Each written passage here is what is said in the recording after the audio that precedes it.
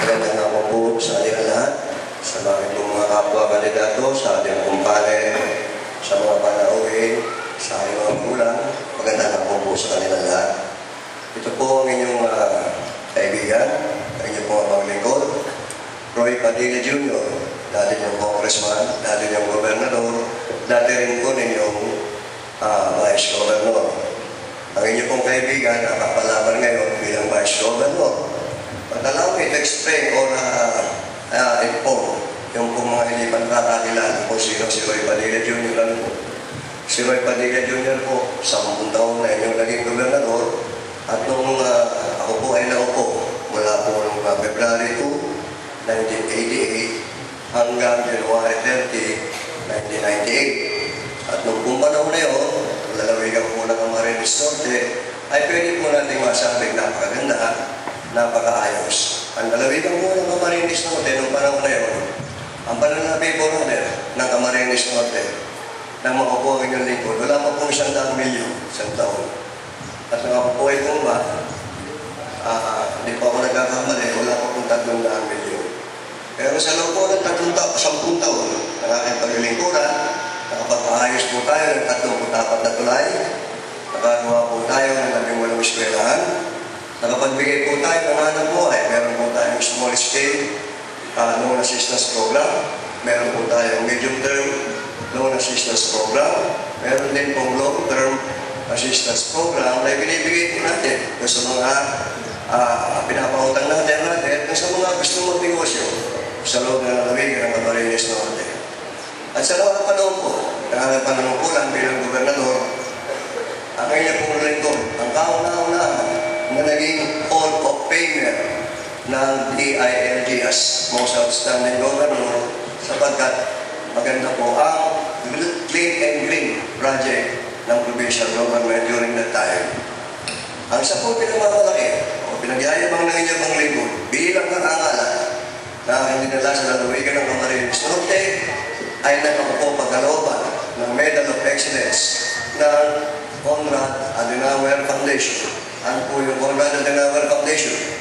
Ito po ay isang international foundation na umahanap ng mga leader sa buong mundo na pwedeng itapat kay Konrad Adenauer. Sino po si Konrad Adenauer? Si Konrad Adenauer po ang idolo ng bansang Germany pagdating po sa transparency and decentralization. Noong pong 1996, sila po ay naghanap ng gobernador na pwede nilang mapiling ipantay sa katalanuhan at kakayahan ni Konrad Adenauer Foundation. Pinagmamalaki ko po sabihin sa ating mga kababayan na ang pinili ng Konrad Adenauer Foundation ay ang inyong dating gobernador, Roy Padilla Jr.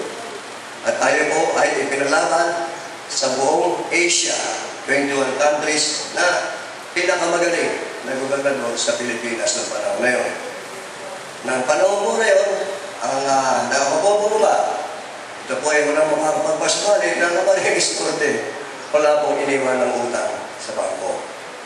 At mga tayo naman po ay naging congressman, hindi rin po naman kaya ang ating naging record sapagkat hanggang sa ngayon po, yung pong ating record na mayroong pinakamaraming na i-deliver na privilege speech sa Congress, hawak po ni Roy Padilla Jr. At ang ilang po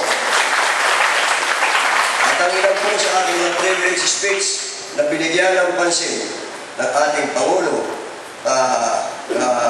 Joseph Estrada ay ang paglalagay ng bodika sa barangay.